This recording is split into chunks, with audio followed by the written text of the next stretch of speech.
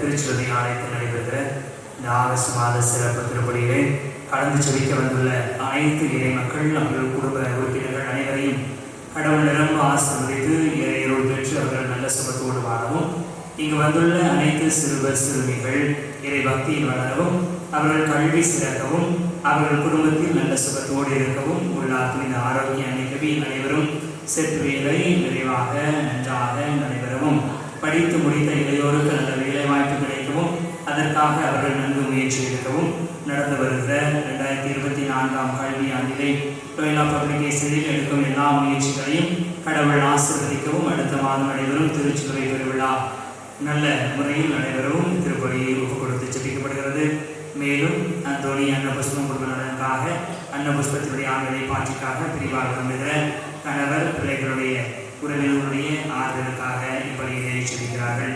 நாமும் இந்த வழியில் நம்முடைய தேவைக்காகவும் நம்மளுடைய தேவைக்காகவும் பக்தியோடு மன்றாடுவோம்.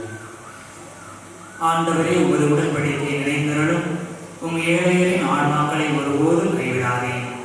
ஆண்டவரே, எழுந்து வார், உமது வழக்கை நீரே நடத்தும், உமை நாடும் குரலை மறவாதே. தந்தை மகன் தூய ஆவியாரின் பெயராலே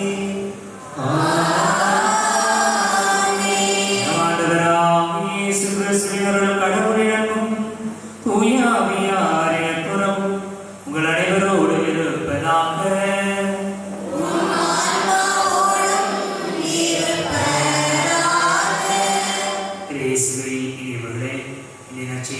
ஆண்டவர் சிறு பிள்ளைகளை இடம் வரவிடுங்கள் என்று சொல்லி அவர்களை தம்மிடம் அழைத்து அரவணைத்து அவர்களை ஆசீர்வதிக்கிறார்.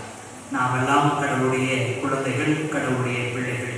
எனவே இந்த நாளிலே தேடி வந்திருக்கிற நம்மை கடவுள் அரவணைத்து ஆசீர்வதிக்கிறார். இந்த வழியாக நம்மை, நம்முடைய தேவைகளை, நம்முடைய விருப்பங்களை நிறைவேற்றி கொடுக்கிறார்.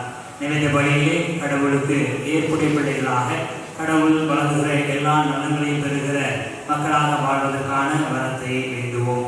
தூய மறை நிகழ்வுகளை கொண்டாட நாம் தகுதி பெறும் பொருட்டு தடையாக இருக்கக்கூடிய நம்முடைய பாவங்களை ஏற்றுக்கொள்வோம். எல்லாம் வல்ல இறைவனிடமும்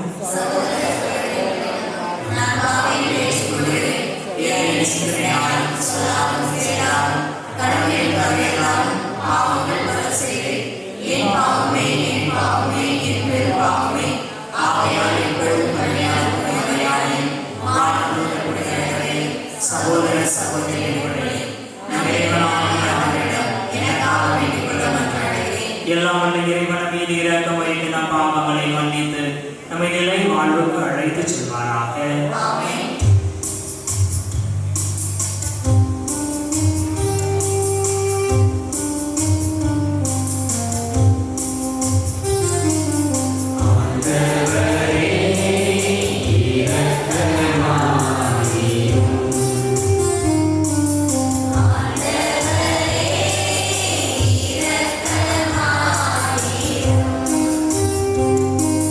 Cristo,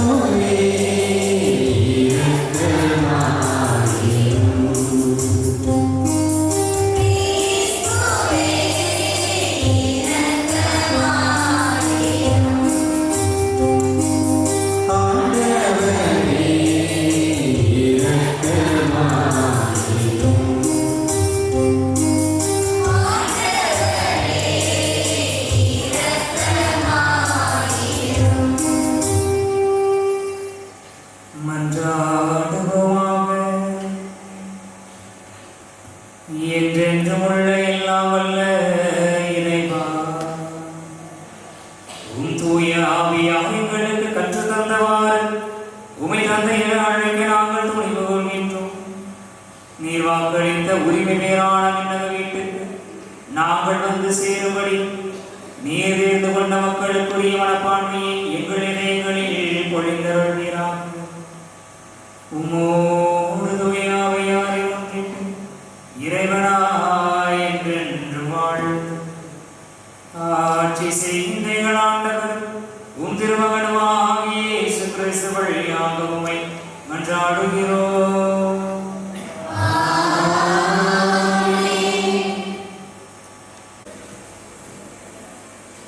முதல் வாசகம். ஒவ்வொரு மனிதனையும் அவருடைய வழிகளை கொண்டே நாம் தீர்ப்பிடுவேன். இறைவாக்கினர் எசேக்கியேல் நூலிலிருந்து வாசகம். அதிகாரம் 18, இறை வசனங்கள் 1 முதல் 10, 13 மற்றும் 30 முதல் 32 வரை. ஆண்டவரின் வாக்கு எனக்கு அருளப்பட்டது.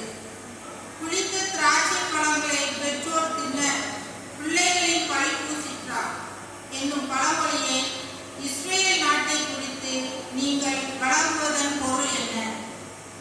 என்மேல் ஆணை என்கிறார் தலைவராகிய ஆண்டவர். இப்பழமொழி இஸ்ரேலில் உங்களிடையே வழங்கப்படாது. உயிர் அனைத்தும் எனக்கே சொந்தம். பெற்றோரின் உயிர் என்னுடையது, பிள்ளைகளின் உயிரும் என்னுடையது. பாவம் செய்யும் உயிரே சாகும்.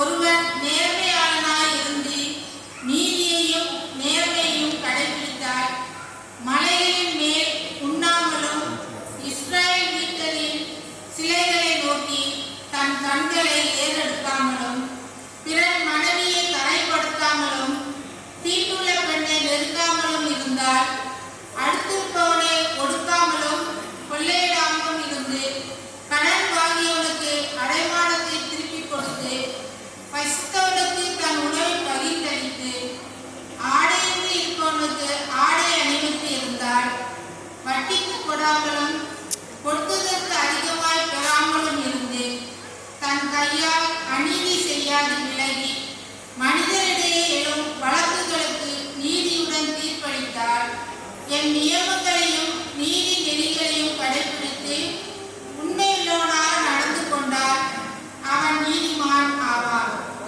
அவன் வாழப்போவது உறுதி என்கிறார் தலைவராகிய ஆண்டவர்.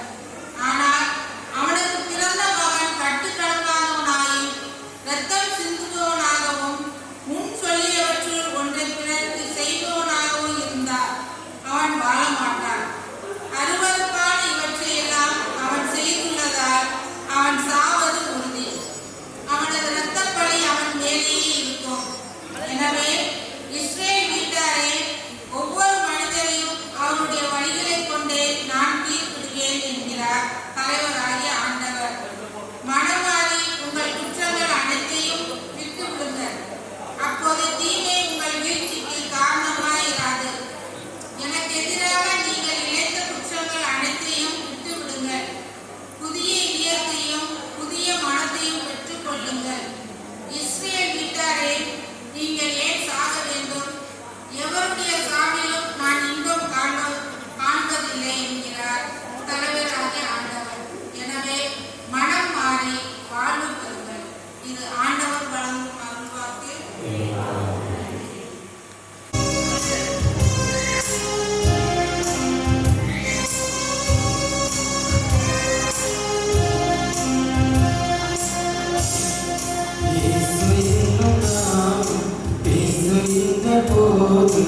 என்னுள்ளம் மகிழ்வு கொண்டது, அதை ஏடிசை பாடுகின்றது.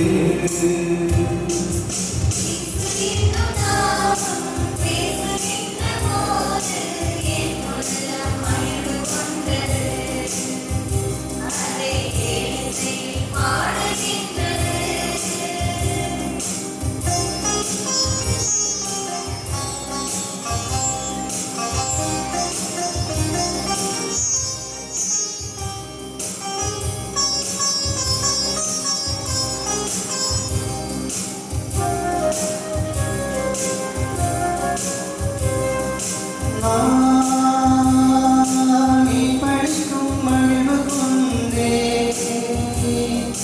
வா வீட்டவரின் அழைப்பு கேட்டேன்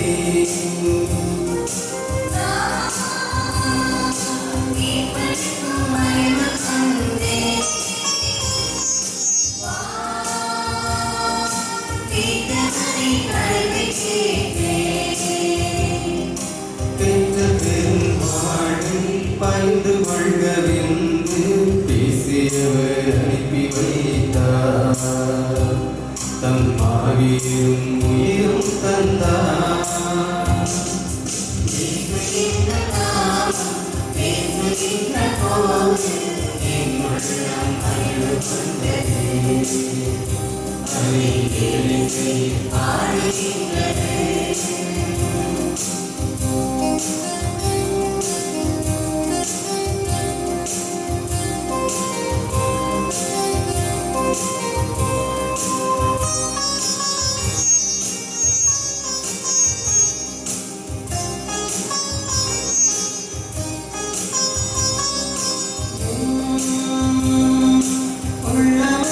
கொள்ளை கொண்டார் தன்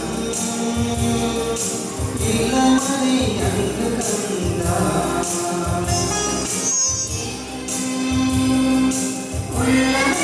கொள்ளை கொண்டார் இளமதி அங்கு கண்டார் இயேசுவும் நானும் மாநிலயாவதும் சேர்ந்தங்கே வாழ்ந்திருப்போம் ஒரு சகோதர வாழ்ந்திருப்போம்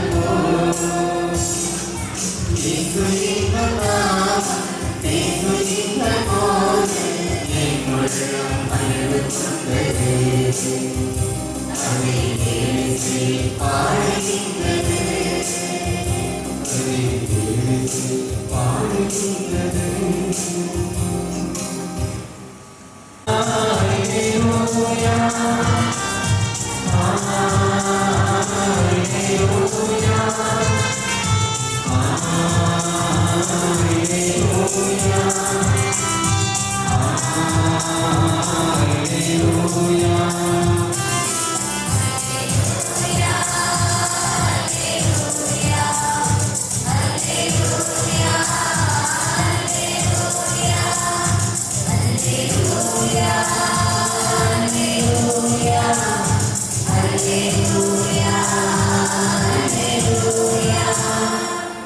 ஆண்டவர் படைத்த வெற்றியின் நாடேது இன்று அது மகிழ்வோம் மக்களிப்போம் அல்லேலூயா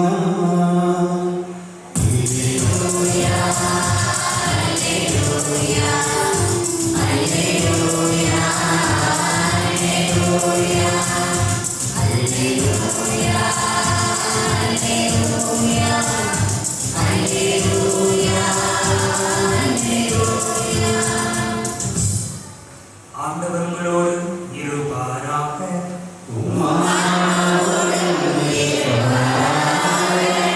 மத்தேயு எழுதிய தூய நற்செய்தியிலிருந்து வாசகம்.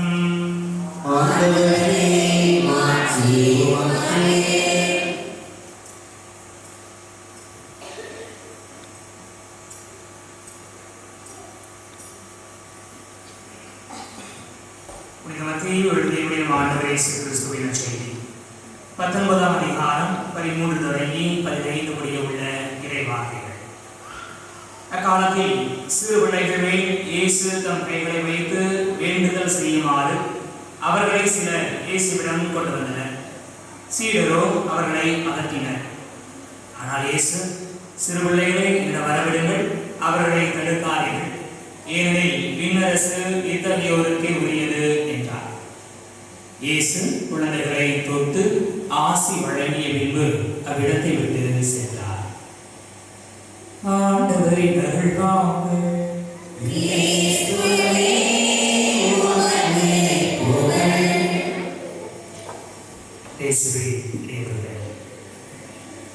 கடவுள் நம்முடைய வாழ்க்கையில் ஒவ்வொரு நாளும் புதிய சிந்தனைகளை, புதிய ஆசீர்வாதங்களை, புதிய வாழ்க்கை நெறிகளை கொடுத்து கொண்டே இருக்கிறார். இன்றைய வாசகத்தின் வழியாகவும் ஒரு அற்புதமான பண்பை கடவுள் சொல்லித்திருக்கிறார். காலகாலமாக மனிதர்களிடையே குலப்பெருமை பாடப்பட்டு கொண்டிருக்கிறது. எந்த ஒரு இடத்தை சார்ந்தவர்களும் எந்த ஒரு நாட்டை சார்ந்தவர்களும் தங்களுடைய பெருமைகளை பற்றி பெரிதாக பேசுவார்கள். அதை பேசுவோம். நாம் எங்கேயாவது செல்கிற பொழுது நான் யார் தெரியுமா, என்னுடைய பின்னணி என்ன தெரியுமா என்று சொல்லுகிற பண்பு பாங்கு இருக்கிறது. நம்முடைய அதிகாரத்தை குறித்தோ, நம்முடைய பொருளாதார செல்வத்தை குறித்தோ, நம்மிடம் இருக்கிற படிப்பை குறித்தோ, நம்மிடம் இருக்கிற பணத்தை குறித்தோ, ஏதாவது ஒரு தன்மையை குறித்தோ, அல்லது ஜாதி, மதம், சமயம், இனம், இருக்கிற இடம், ஏதாவது ஒன்றை வச்சு நாம் பெருமை பேசிக்கொண்டே இருக்கிறோம். காலம் காலமாக இதை செய்து கொண்டே இருக்கிறோம். ஏனென்றால் நம்மிடம் இருக்கிற ஒரு பண்பு பெற்றோரிடம் இருக்கிறது பிள்ளைகளுக்கு, பிள்ளைகளிடம் இருப்பது அவர்களுடைய பிள்ளைகளுக்கு என்று சொல்லி எப்படி செல்வங்கள் கடந்து போகிறதோ அதுபோல நம்முடைய பேரும் புகழும் கடந்து போகிறது, என் புண்ணியங்கள் கூட கடந்து செல்கின்றன என்று நினைத்துக் கொண்டிருக்கிறோம்.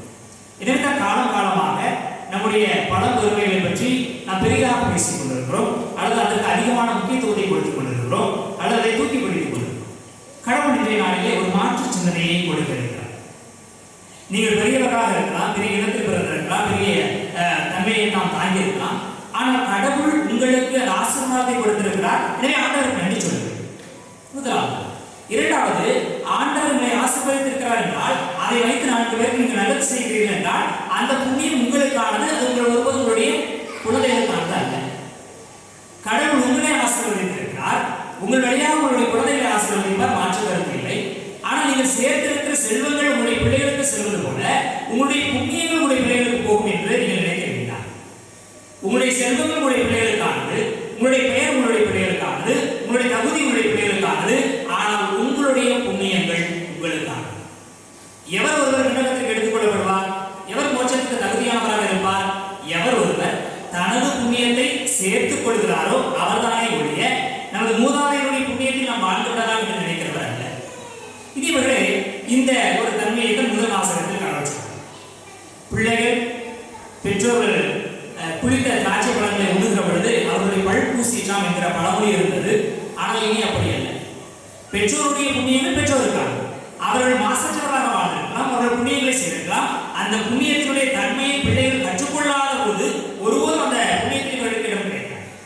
இனி இவர்களை 10 தோழியருடைய ஓவாமை நாம் எல்லாருக்கும் 10 தோழியர், 5 பேர் அறிவிலிகள், 5 பேர் அறிவாளிகள். அந்த 5 அறிவாளிகள் என்ன செய்கிறார்கள், விளக்கை தங்களுக்கு என்று தயாரித்துக் கொள்கிறார்கள். விளக்கை ஊற்றுவதற்கான எண்ணெயும் வைத்திருக்கிறார்கள். இப்படி அறிஞர்கள் சொல்கிறார்கள், அந்த எண்ணெய் என்பது புண்ணியங்கள். தங்களுடைய புண்ணியங்களை தாங்களே எடுத்துக்கொண்டு சென்றதால் அந்த அறிவாளியான 5 பெண்கள் மோட்சத்திற்கு அந்த அறைக்குள் எடுத்துச் செல்லப்படுகிறார்கள். யார் தங்களுடைய புண்ணியங்களை சேர்த்துக் கொள்ளாமல் மற்றவர்களிடத்திலிருந்து அந்த எண்ணெயை கடமாக்கிக் கொள்ளலாம் என்ற எண்ணத்தில் வருகிறார்களோ அறிவியல் பெண்கள் அவரை ஏற்றுக்கொள்ளப்படுகிறார்கள். அதாவது என்னிடம் புண்ணியங்கள் இருக்கிறது, அந்த புண்ணியங்களை ஒருபோது மற்றவரோடு நான் செய்ய முடியாது, பகிர்ந்து கொள்ள முடியாது. என்னுடைய செல்வத்தை பகிர்ந்து கொள்ளலாம், என்னுடைய நேரத்தை பகிர்ந்து கொள்ளலாம், என்னுடைய அன்பை பகிர்ந்து கொள்ளலாம், என்னுடைய மன்னிப்பை பகிர்ந்து கொள்ளலாம். ஆனால் என்னுடைய புண்ணியங்கள் அது எனக்கான. இந்த பெற்றோருடைய புண்ணியங்கள் பெற்றோருக்கான, பிள்ளைகளுடைய புண்ணியங்கள் பிள்ளைகளுக்கான. இதை நான் என்ன செய்ய முடியாது, ஒருபோதும் பகிர்ந்து கொள்ள முடியாது. அவரவர்கள் அவரவர்களுடைய புண்ணியங்களை சேர்த்துக் கொள்ள வேண்டும், தங்களுக்கானதாக மாற்றிக்கொள்ள வேண்டும் என்கிற படிப்புரையை கடவுள் நாளே கொடுக்கிறார். இதற்கு மிகச்சிறந்த உதாரணமாக சாமுவேல் முதல் நூலில் காணப்படுகிற குரு ஏலியை நாம் நினைவு கூறலாம். குரு ஏலி நீதி தலைவர், மக்கள் மத்தியில் மிக பெரும் பெயர் பெற்றார். ஒரு மிகச்சிறந்த குரு, மிகச்சிறந்த மனிதன், நல்லவர். அந்த குருவினுடைய பிள்ளைகள் 2, ஒப்னி, பினகாஸ். இந்த 2வரும் தன்னுடைய தந்தைக்கு அப்படியே மாறுபட்டவர்களாக இருக்கிறார். குரு ஏலி ஆண்டவருக்கு பயந்தவராக இருக்கிறார். ஆண்டவருக்கு பயந்த மனிதராக தன்னை காட்டிக்கொண்டு கடவுளுக்கு ஏற்புடைய செயல்களை செய்கிறார், நல்ல பலிகளை ஒப்புக் கொடுக்கிறார், மக்களுக்காக இறைவேலை செய்கிறார், மக்களை நேரிய வழியில் நடத்தி கொண்டிருக்கிறார். ஆனால் அவருடைய பிள்ளைகள் அப்படியே முரண்பட்டு இருக்கிறார். அவர்கள் கடவுளுக்கு பயப்படவில்லை. கடவுளுடைய திருத்தலத்திலேயே கடவுளுடைய திருமுன்னிலையிலே பாவம் செய்கிறார். கடவுளுக்கு படைக்க வேண்டிய பலி பொருட்களில் மிகச் சிறந்தவற்றை எடுத்து அவர்கள் முதலில் உண்டு விடுகிறார். கடவுளுக்கு படைப்பதற்காக வைக்கப்பட்டிருக்கிற இறைச்சியை கடவுளுக்கு படைக்க முன்பாகவே பச்சையாகவே பெற்றுக் கொள்கிறார். இப்படியாக அவர்கள் தங்களுடைய செல்வங்களை கடவுள் முன்பாக சேர்த்துக் கொள்வதற்கு பதிலாக தங்களுடைய வயிற்றை நிரப்பிக் கொண்டார்கள். தன்னுடைய தந்தை எப்படி கடவுளுக்கு உகந்தவராக இருந்தாரோ அதுபோல நாங்களும் கடவுளுக்கு உகந்தவராக இருக்க வேண்டும் என்று சொல்லி எண்ணாமல் தந்தையினுடைய பெயரில் தந்தையினுடைய புகழிலே தங்களை மறைத்துக் கொண்டு வாழ ஆசைப்படுகிறார்கள். கடவுள் என்ன சொல்கிறார்? குரு ஏலிக்கு தோன்றி, நீ நல்லவன், நீ சிறந்தவன், ஏற்றுக்கொள்கிறேன். ஆனால் உன்னுடைய பிள்ளைகளுக்கு உன்னுடைய புண்ணியத்தை என்னால் கொடுக்க முடியாது. அவர்கள் முன்பாக பாவிகளாக இருக்கிறபடியால் அவர்கள் இறந்து போவார்கள். உன்னிடம் இருக்கிற இந்த குருத்துவம் இன்னொரு இனத்தவருக்கு, இன்னொரு மனிதருக்கு, உன்னுடைய குலத்தை சாராத ஒருவருக்கு கொடுக்கும். ஏனென்றால் உன்னுடைய புண்ணியங்கள் உன்னுடையது, உன்னுடைய பிள்ளைகளுடைய பாவங்கள் அவர்களுடையது. ஒருவரும் இதை நான் விஷய மாட்டேன், நேராக்க மாட்டேன் என்று சொல்கிறார். இதற்கான அடையாளம் என்ன? ஒரே நாளில் உன்னுடைய பிள்ளைகள் மடிவார்கள். இனி இவர்களே இது சாமுவேல் முதல் நூலில் 2ஆம் அதிகாரம் 12 இருந்து 36 முடிய உள்ள பகுதிகளில் சொல்லப்படுகிறார்.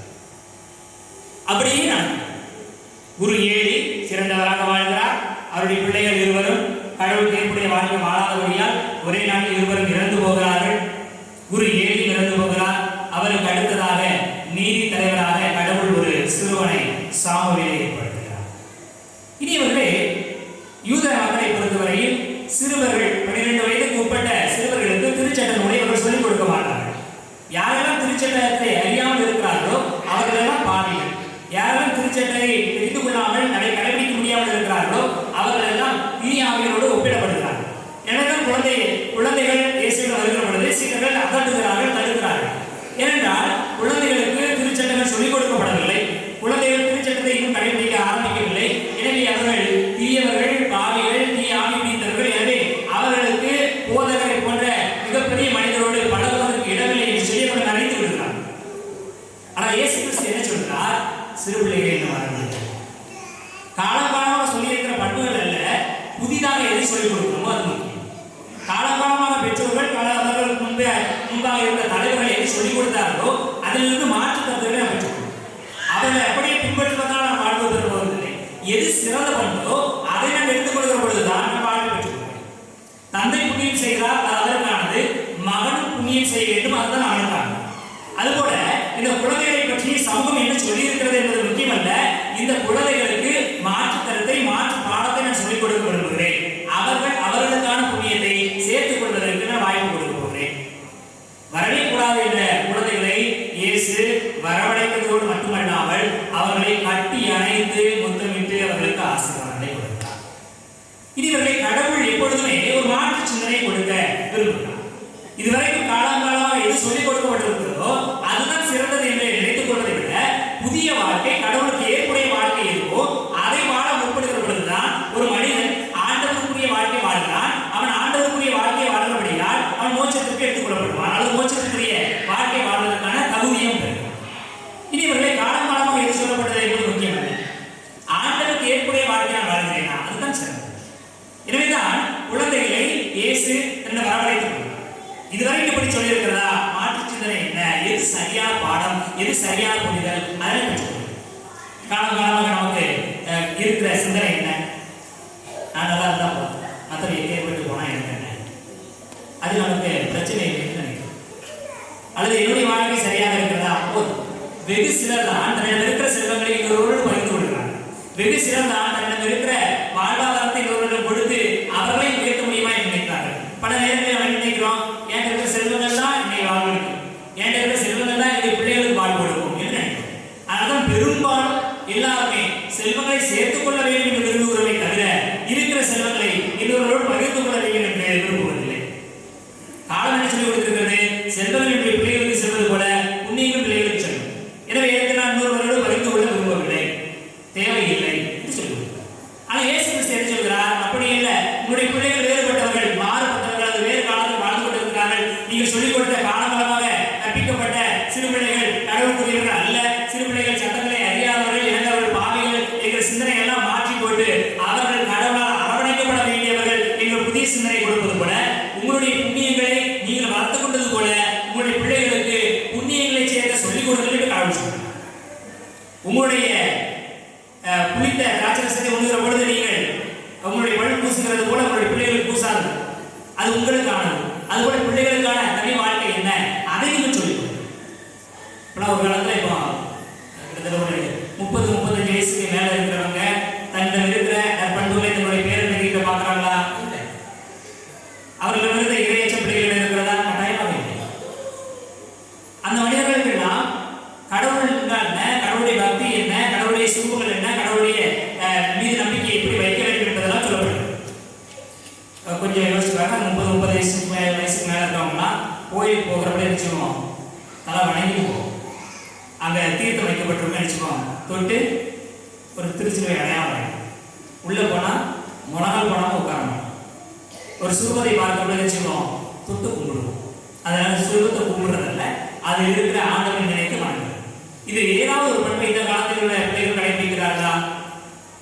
பெரும்பாலும் ஆலயத்துக்குள்ள போகிறது, வீட்டுக்குள்ள போகிற மாதிரி சடஜடம் வாழ்றது, வேகமாக போய் நம்மளுடைய இடத்துல ஓடி உட்கார்ந்து ஒரு நான் சொன்ன வயது 35 வயசுக்கு மேலே இருக்கிறவங்களுக்கு உள்ள நுழையும் போது இந்த ஆலயத்திற்குள் நுழைகிறோம் என்ற உணர்வு இப்போ இருக்கிற பிள்ளைகளுக்கோ இளைஞர்களுக்கோ இருக்கா? இல்லை.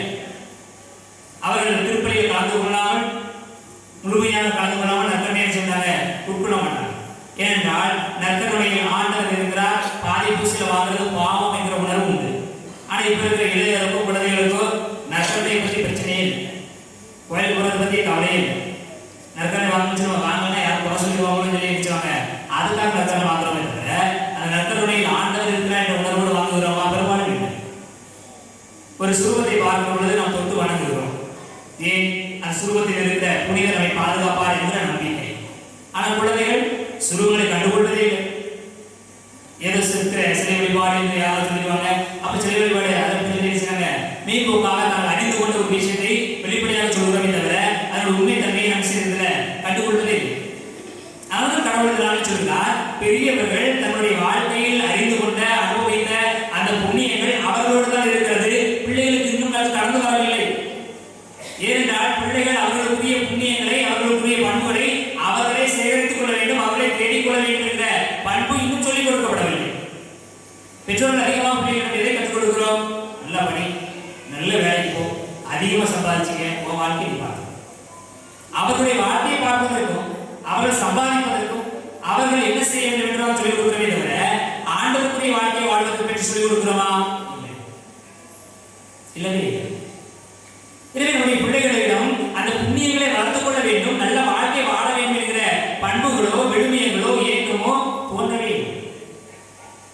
ஒரு காலத்தில் நம்முடைய பெற்றோர்களிடம் நாம் காட்டிய பரிவு, நம்முடைய பெற்றோர்கள் மீது நாம் வைத்திருந்த மரியாதை, நம்முடைய பெற்றோர் மீது நாம் காட்டிய அன்பும் அக்கறையும் இந்த காலத்தில் நமது மீது நம்முடைய பிள்ளைகளுக்கு இருக்கிறதா? இல்லை. அப்படி என்றால் என்ன? நம்முடைய பிள்ளைகளுக்கு நாம் விழுமியங்களை புண்ணியங்களை கற்றுக் கொடுக்க தவறிவிட்டோம். குரு ஏழு சிறந்தவர், மிகச்சிறந்த மனிதன், நல்ல குரு. ஆனால் அவருடைய குழந்தைகள் இருவருக்கும் அவர் அந்த புண்ணியங்களை சொல்லிக் கொடுக்கவில்லை. எனவே தான் அவரும் தண்டிக்கப்பட்டார். நாம் நம்முடைய புண்ணியங்களை சேகரித்துக் கொள்கிறோம், நம்முடைய புண்ணியங்களை தேடிக் கொள்கிறோம், புண்ணியங்களை பெருக்கிக் கொண்டே போகிறோம். ஆனால் நம்முடைய பிள்ளைகளுக்கு பாவங்களை சொல்லிக் கொடுக்கிறோம், சரியில்லாத பாடங்களை சொல்லிக் கொடுக்கிறோம்.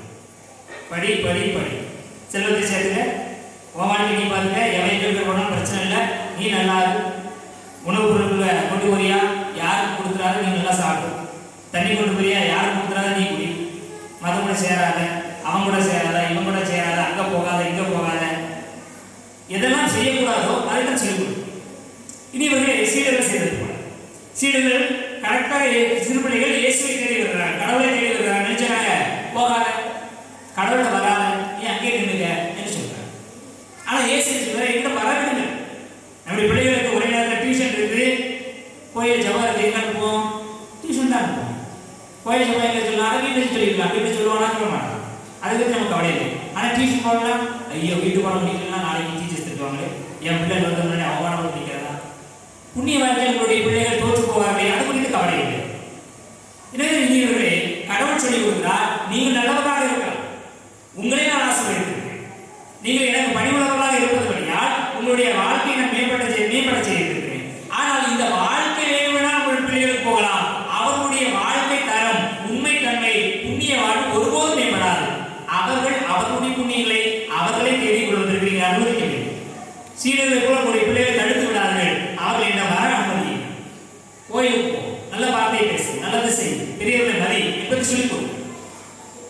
அதையெல்லாம் சொல்லிக் கொடுக்காத போது என்ன நடக்கிறது? என்னுடைய பிள்ளைக்குரிய புண்ணியத்தை நான் திருடிக் கொள்கிறேன். என்னுடைய பிள்ளைகள் புண்ணியத்தில் வளரலாம் நான் தடுத்து விடுகிறேன். அதை ஒருபோதும் செய்யாது. அது வெள்ள கடவுளுக்கு ஏற்புடைய வாழ்க்கை என்று கடவுள் இந்த நாளில் சொல்கிறார். எனவே நம்முடைய பிள்ளைகளை புண்ணியத்தில் வளர முயற்சி செய்யும். நம்முடைய பிள்ளைகள் புண்ணியத்தில் வளர வேண்டும் என்கிற பாடத்தை கற்றுக் கொடுப்போம். நம்முடைய பிள்ளைகளுக்காக நாம் செல்வத்தை சேர்த்து வைக்கிறோமா, அவர்களே அவர்களுக்கான புண்ணியங்களை சேர்ப்பதற்கு நாம் வழிவிட வேண்டும், கற்றுக் கொடுக்க வேண்டும், வழிகாட்ட வேண்டும். அதுதான் கடவுளுக்கு ஏற்புடைய வாழ்க்கையாக இருக்கும். அப்படிப்பட்ட வாழ்க்கை வாழ முயற்சி செய்வோம். ஆண்டவர் அனைவரையும் ஆசீர்வதிப்பாராக.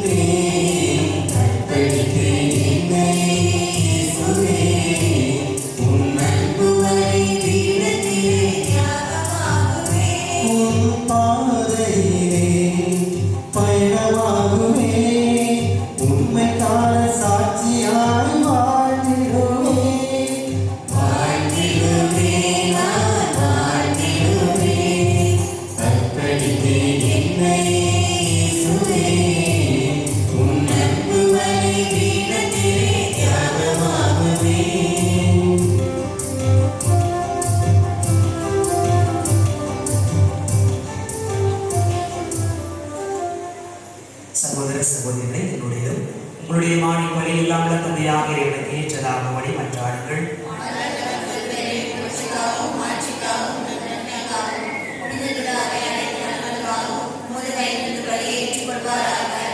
ஆண்டவரே, உமது அவையை காணிக்கைகளை மகிழ்வுடன் ஏற்றவர்களும் இரக்கத்தால் எங்களுக்கு அளித்த காணிக்கைகள் உமது ஆற்றலால் எங்கள் மீட்பின் மரணிகள் வாக செய்வீராக.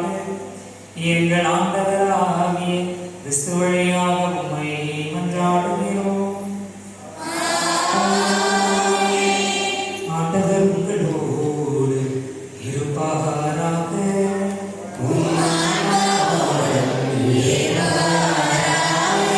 இதயங்களை எழுப்புங்கள்.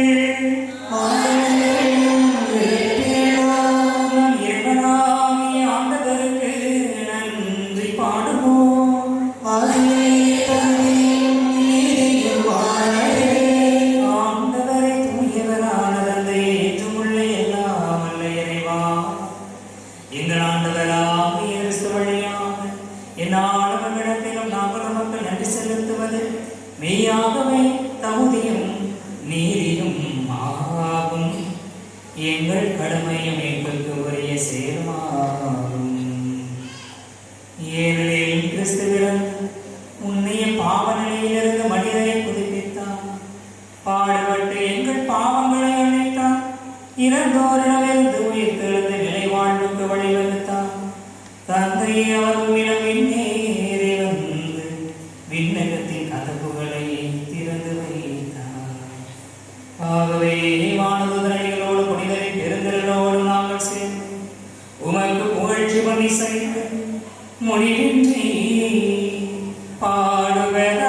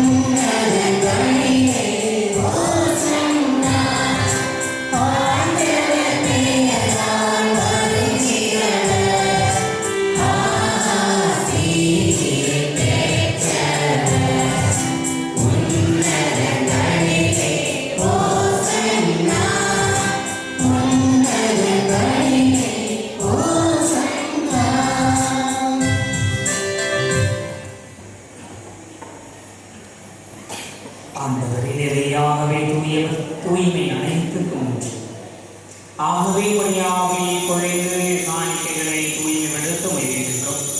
இவ்வாறு எங்கள் ஆண்டவர் இயேசு கிறிஸ்துவின் உடலும் இரத்தமுமாக எங்களுக்கு இவை மாறுபடுவார். அவர் பாடுபட உலகணிந்து தம்மை கையெழுத்து அப்பத்தை எடுத்து நன்றி செலுத்தி அதை விட்டு தம் சீடர்களுக்கு அளித்து கூறியதாவது: அனைவரும் இதிலிருந்து பெற்று உண்ணுங்கள், ஏனெனில் இது உங்களுக்காக கையளிக்கப்படும் என் உடல்.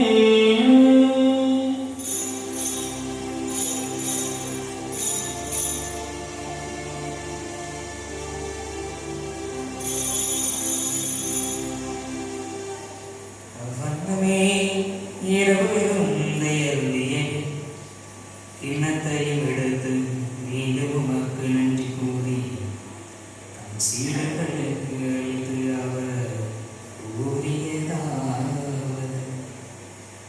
அனைவரும் இதிலிருந்து பெற்று பருகுங்கள், ஏனெனில் இது புதிய நிலையான உடன்படிக்கைக்கு உரிய என்ற இரத்தத்தின் கிண்ணம். இது பாவமன்னிப்புக்கென்று உங்களுக்காகவும் பலருக்காகவும் சிந்தப்படும். இதை என் நினைவாக செய்யுங்கள்.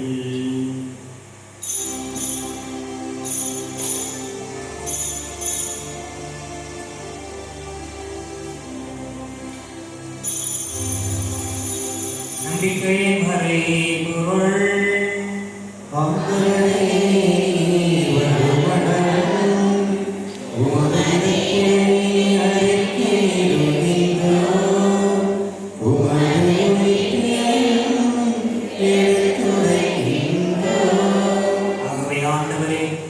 கிறிஸ்துவின் இறப்பினையும் உயிர்ப்பினையும் நினைவுகூர்ந்து வாழ்வதரும் அப்பத்தையும் மீட்பளிக்கும் கிண்ணத்தையும் ஒப்புக் கொடுக்கின்றோம். உம் திருமணம் நமக்கு ஊழியம் புரிய தகுந்தவர்கள் என எங்களை ஏற்றுக்கொண்டீர். எனவே உமக்கு நன்றி செலுத்துகின்றோம். மேலும் கிறிஸ்துவின் உடலிலும் இரத்தத்திலும் பங்கு கொள்ளும் எங்களை தூய ஆவியா ஒன்று சேர்க்க வேண்டும் என நம்மை தாழ்மையுடன் நன்றாடுகிறோம். ஆண்டவரை உலகெங்கும் பரவி இருக்கும் அது திரு அவையை நினைவு கூர்ந்திருடும். எங்கள் திருத்தந்தை பிரான்சிஸ், எங்கள் ஆயர் அந்தோனிசாமி, எல்லா திருநிலையினராகிய அனைவரோடும் உமது திரு அவை அன்பில் நிறைவு பெற செய்திருடும். மேலும் உயிர்த்தெழும் எதிர்நோக்குடன் துயில் கொள்வீங்கள் சகோதர சகோதரிகளையும் இறந்தோர் அனைவரையும் இரக்கத்துடன் நினைவு கூர்ந்து உமது திருமுகவடியை உழைச்சிடணும். எங்கள் அனைவர் மீதும் இரக்கமாயும். கடவுளின் கன்னித்தாயான புனித மரியா, அவருடைய அன்புகளான புனித யோசேப்பு, புனித திருத்தூதர்கள், இவ்வுலகிலும் புகுந்தவராய் இருந்தோராகிய புனிதர் அனைவருடன் நாங்கள் நிலை வாழ்வில் பங்கு கொள்ளும் தகுதி பெற்று உம் திருமகன் இயேசு கிறிஸ்து வழியாக உம்மை புகழ்ந்தேத்து வரப்பெறுள்ள உம்மை மன்றாடுகிறோம்.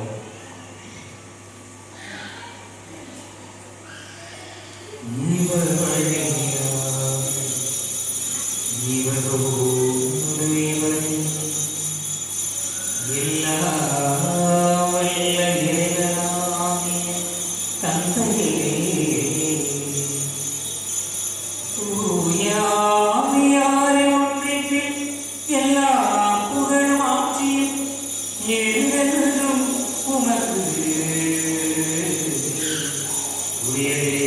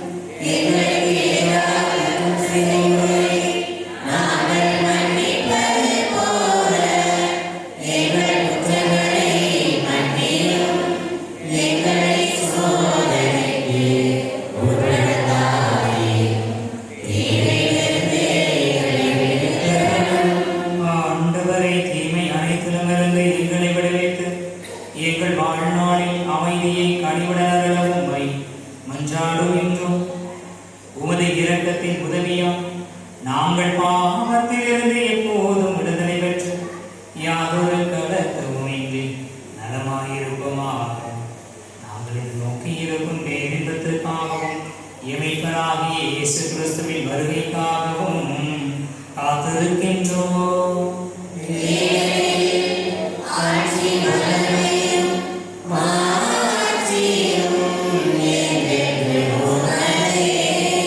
ஆண்டவரே இயேசு கிறிஸ்துவே, அமைதியை உங்களுக்கு விட்டுச் செல்கிறேன், என் அமைதியை உங்களுக்கு அளிக்கின்றேன் என்று உம் திருத்தூதர்களுக்கு மொழிந்தீரேன்.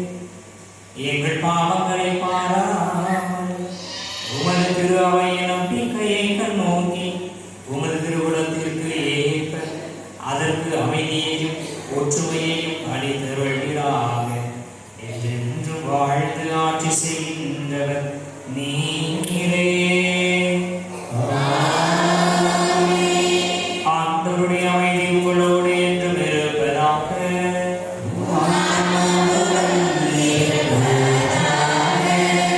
ஒருவருக்கொருவர் அமைதியை பகிர்ந்து கொள்வோம்.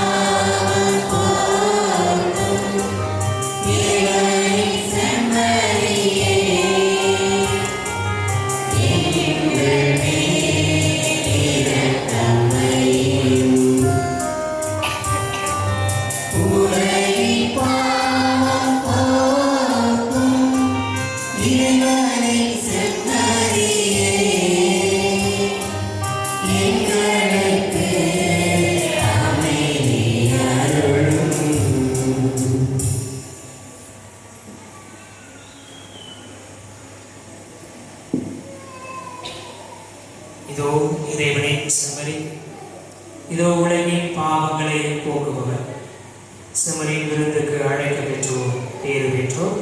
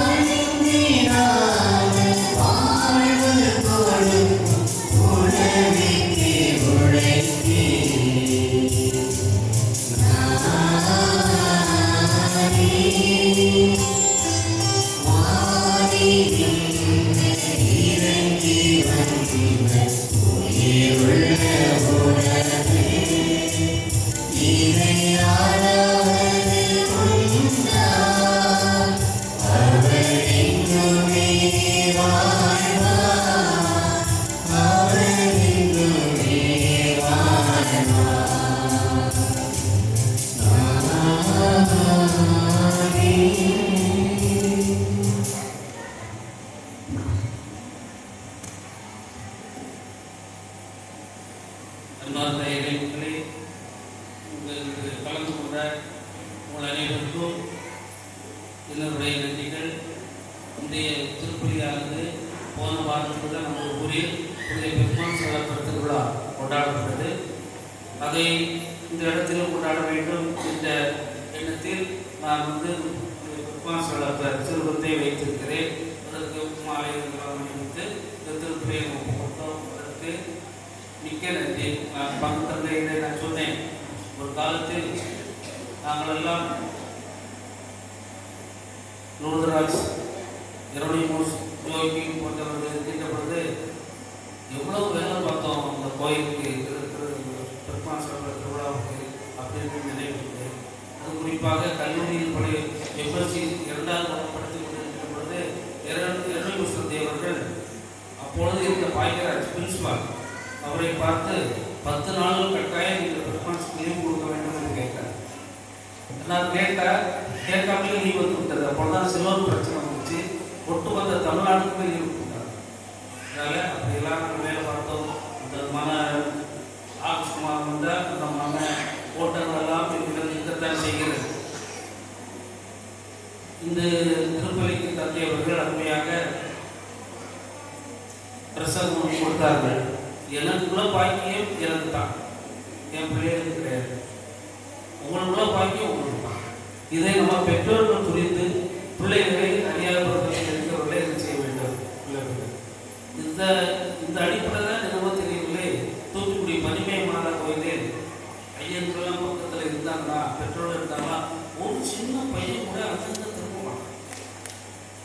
ரொம்ப பக்தியாக இருக்கும்.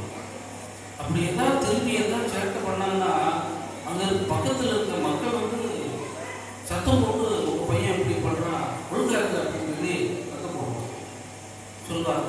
அதனால் பெற்றோர்களே, நாங்கள் இன்றைக்கு பார்த்தீங்கன்னா பின்னால் நாங்கள் அருளானந்தம் அண்ணன் அன்போடு எல்லாரும் பின்னால் கேட்டு போன மாதிரி இருக்கணும். கோயிலுக்குள்ள தள்ளுறதுக்கு தள்ளிட்டு வெளியே தள்ளுறதுக்கு ஒரு சின்ன அவனால இருக்க முடியல. 1/2 மணி நேரம் இருக்க முடியல, 3/4 மணி நேரம் போடலாம். தனியெல்லாம் கிடையாது. ஏதாவது காரணத்துக்கு கீழே இதுதான் என்னுடைய நிலைமை. அதனால் பெற்றோர்கள் தயவு செய்து நீங்கள் சொன்னாலும் அவங்களுக்கு புரியுமா, கோயில் போகிறா நல்லா இருக்கணும். நாங்கள் சின்ன சின்ன முயற்சிகளெல்லாம் என்னாலும் முயற்சி இருக்கிறேன். உங்களுக்கு நான் காசு ஆயா அப்படின்னு சொல்கிறேன். அடுத்த மாதம் அக்டோபர் மாதத்துலேருந்து 1000 இடமே சொல்லியிருக்கிறேன். உங்களுக்கெல்லாம் ஒரு பைபிள் கொடுத்த ஒரு சின்ன பைபிள் இருக்குது, அதை கொண்டு வரணும். அப்படின்னா தான் உனக்கு அட்டன்ஸாக போகணும். அதனால் இதெல்லாம் எதுக்கு ஒரு இறை பக்தியில் வளர்த்தோம் அப்படின்னு சொல்லி உனக்கு ஒரு நல்ல ஞானத்தை ஊட்ட வேண்டும் என்ற காரியத்துக்கு தான். இது அதிகபட்சம் 12ஆம் பிறகு தான் செய்ய முடியும். 17 வயசு வரைக்கும் அது பிறகு முடியாது. நீ மீறி முடியாது. இந்த 17 வயசுக்குள்ள உங்களுக்கு கொடுக்கக்கூடிய இந்த ஓட்டத்தை பெற்றோர்கள் நீங்களே இது செய்ய வேண்டும், கொடுக்க வேண்டும். சில வீட்டில் முன்னாலேலாம் இருந்துச்சு, கோயிலுக்கு போகணும்னா வீட்டில் சாப்பாடு கிடையாது. அப்படியெல்லாம் இருந்த காலத்தில் எங்கள் வீட்டிலே இருந்துச்சு. கோயிலுக்கு போகிறோம்னா சாப்பாடு கிடையாது. மழை பெய்யும், கட்டப்படையை பிடிச்சிட்டு போகணும். நடு தெருவில் சகதி, கால் வைக்கிறது கூட ஒரு நல்ல இடம் இருக்காது. தூரம் கோயில் வரைக்கும் இருக்கும். ஆனால் போகணும் கோயிலுக்கு. சாக்கை போட்டுட்டு வருவாங்க, குடல் கூட சாக்கை போட்டுட்டு வருவாங்க. இதெல்லாம் நடந்துச்சு. இப்போ எப்படி இருக்கோ உங்களுக்கே தெரியும். அதனால் நாங்கள் எடுக்கிற ஒவ்வொரு முயற்சிக்கும் நீங்கள் ஒத்துழைப்பு கொடுங்கள். அடுத்தது அவர்களுக்கு நான் மிகுந்த நன்றி சொல்கிறேன். அவர்கள் மிகுந்த நன்றியோடு ரொம்ப ஆர்வத்தோடு இந்த திருப்பலிக்கு நடக்கக்கூடிய திருநிறுவனங்களில் பக்தி முயற்சிகளில் அவர்கள் பங்கெடுக்கிறார்கள். எங்களுக்கு ஒத்துழைப்பு கொடுக்கிறார்கள். சந்திக்காம நினைச்சா ஒன்றுமே செய்ய முடியாது. அவர்கள் தான் முக்கியம். அது எங்களுக்கு நல்லாவே தெரியும். அதனால் அவர்களுக்கு நான் வந்து நன்றி கொடுக்கிறேன். இந்த அருமையாக பாடல் பாடின தம்பி ஆபியல் அவர்களுக்கும் நன்றி. சிறுபிலிபுத்தூருக்கு அவர்களுக்கும் நன்றி. மற்ற பக்கத்து ஊர்களில் இருந்து மிகுந்த ஈடுபாடோடு இருக்கக்கூடிய சில ஊர்கள் இருக்கிறது. பெங்களூர், சரவணாபுரம், தலவாயபுரம். ரொம்ப சந்தோஷமா இருக்கு. நான் இன்னும் கல்லூர் மக்களை எல்லாம் நான் ரொம்ப நோட் பண்ணுறேன். எப்படின்னா சாமி சொன்னாங்கல்ல, நீ கோயிலில் சிறுவத்தை புத்தகம் செய்யறியா, முழங்கால் கட்டியா, அதெல்லாம் சொல்கிறாங்களா. இது ஒரு சில இது வந்து கல்லூர் மக்களுக்கு மக்கள் வராங்க, வந்த உடனே மாதா கேள்வி கும்பிட்றாங்க, கையில் மெழுகுதிரி கொண்டு வராங்க, குழந்தைய பார்க்குறாங்க. இதெல்லாம் வெளியிலிருந்து வரக்கூடிய மக்கள்கிட்ட அதனால் எல்லோரும் நம்ம அதை செய்ய வேண்டும். கடவுளுக்கு நாம் வந்து மரியாதையோடு வணக்கத்தோடு இருக்கின்ற பொழுது ஒரு காலம் நம்மளை கைவிட மாட்டார், நம்முடைய சந்ததியும் கைவிட மாட்டார். அந்த ஒரு உயர்த்திய ஒரு எண்ணத்தில் நாம் என்ன செய்ய வேண்டும், இதில் பங்கு பெறுவோம். அடுத்த மாதம் மிக முக்கியமான மாதம். ஏன்னா இந்த இடத்துக்கு பெரிய திருவிழா அப்படின்னு நான் வச்சுருக்கேன். பெரிய திருவிழா ஏன்னா பெரிய அளவில் வாசலையும் நிறைய மக்களையும் நாங்கள் வரவழைக்கிறோம். அதனால் திருச்சிலுவை உயர்த்தப்பட்ட திருவிழா. திருவிழாவுக்கு 1000 பேர் வருகிறார்கள். 22ஆம் தேதி ஞாயிற்றுக்கிழமை சாயங்காலம் கரெக்டாக 5:45 வருவார்கள். அங்கே அந்த இடத்துல இருக்கக்கூடிய அந்த இடத்துல உள்ள கோயிலுக்கு பேரை நம்ம சொல்கிறோம் இயேசுவின் திருப்பாடுகளின் ஆலயம். இங்கே உலகத்திலே இருக்காது. புனித வாரத்துக்குன்னு ஒரு ஆலயம் எங்கேயுமே இருக்காது. அதனால் புனித வாரத்துக்குன்னு ஒரு ஆலயம் அங்கே நான் வைக்கிறேன். அதனால் இயேசு திருப்பாடுகளின் ஆலயம் அங்கே 1000 பேர் மந்திரித்து விட்டு சப்புரத்தை மந்திரிப்பார்கள். அங்கேருந்து நம்ம இங்கே வந்து உடனே கேள்வி பூசை என்ன செய்யும் ஆரம்பம். அதனால் எல்லா நிகழ்ச்சியிலையும் நீங்கள் பொறுப்பவர்கள் எல்லாத்தையும் நாங்கள் அறிவிப்பு கொடுப்போம். அறிவிப்பு மிகுந்த ஏற்பாடுகள் இருக்கும். உங்களுக்கு லோக்கல் டிவிலையும் போடுவாங்க, ஊராக நோட்டீஸ் கொடுப்பாங்க, பெரியவர்களுக்கு இன்விடேஷன் கொடுப்பாங்க. 22ஆம் தேதி முன்னாள் விளக்கிழமை 4 மாவட்டத்துக்கு என்ன செய்வாங்க, பேப்பரில் போடுவாங்க விளக்கிழமை. இப்படி நிறைய நாங்கள் பிளான் பண்ணி வச்சுருக்கோம். ஏற்கனவே ஒரு 50 ஊர்களுக்கு நோட்டீஸில் போகும். அதனால் நிறைய மக்கள் வருவார்கள் எதிர்பார்க்கப்படுகிறது. நீங்களும் வாருங்கள். ஒரு திருச்சியில் வைக்கப்பட்ட அந்த திருவிழாவில் வைகை திருவிழாவில் நாம் பங்கு பெற வேண்டும் என்று நான் உங்களை தாழ்வுடன் கேட்டுக்கொள்கிறேன். அதற்கு வேண்டிய ஒத்துழைப்போடும் ஒரு சிலருக்கு ஊர்காரர்கள் நான் நாடிந்த பொழுது அருட்தந்தையர்கள் போன வருஷம் உங்களுக்கு என்ன உதவி வேண்டும்னா சொல்லுங்கள், நாங்கள் செய்கிறோம் என்று சொன்னார். நாங்கள் தந்தையவர்கள் கேட்போம். நீங்கள் எல்லோரும் அதற்கு ஒத்துழைப்பு கொடுத்து உதவி செய்து ஒரு திருவிழாவை நல்ல முறையில் நடத்தி தர வேண்டும் என்று நான் போடு கேட்டுக்கொள்கிறேன். வந்தவைக்கு எல்லோரும் நன்றி சொல்கிறேன். முடிந்தவுடன் ஒவ்வொரு மாதம் முடிந்தவுடன் உணவுக்கும் நீங்கள் சாப்பிட்டு செல்லுங்கள். இப்பொழுது போன மாதத்தில் காசு வாங்காதவங்க இந்த கவர் இருக்கு, அதை நீங்கள் முடிஞ்ச உடனே வாங்கிக்கணும். இங்கே பையங்க 4 பேர் ஒவ்வொரு இடத்துக்கு வேலை இடத்துக்கு போகிறாங்க. சரவணா ஒவ்வொரு ஊருக்கும் அட்டண்டன்ஸ் கொடுத்து அவங்க பேர் எழுதுவாங்க. இணையிலிருந்து தான் போகிற அட்டண்டன்ஸ் சரியா. அதனால் இங்கே பேர் வந்து நான் வந்தேன் பேர் கொடுக்கல, அதெல்லாம் எனக்கு தெரியாது. அப்படி நீங்கள் ரைட்டாக பேர் கொடுக்கணும். மொத்தம் 13 திருப்பலிகள். அதில் 7 திருப்பலிக்கு மட்டுமே அட்டண்டன்ஸ், 6 திருப்பலிகள் உங்கள் திருவிழா திருப்பலிகளாக இருக்குது. அப்போ அட்டண்டன்ஸ் எடுக்க முடியாது, கூட்டம் அதிகமாக இருக்கும், எடுக்க முடியாது. அதனால் இதில் இருந்து நீங்கள் பேரை போக இந்த காசு வாங்காதவர்கள் என்னிடம் வந்து நீங்கள் கவர்ந்து வாங்கிப்போம். பூசை முடிஞ்ச பேர் வாசிப்பேன், நீ வாங்கிப்போம். நன்றி.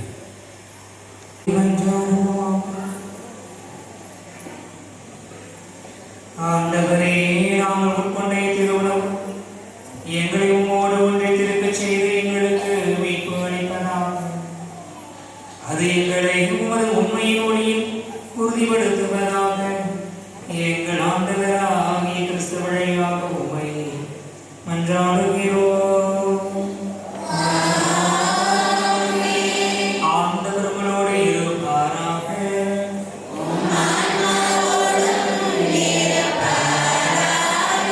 எல்லாம் வல்ல இறைவன் தந்தை, மகன், தூய ஆவியார் உங்களுக்கு ஆசி வழங்குவாராக. சென்று வாருங்கள், திருப்பலி நிறைவேற்று.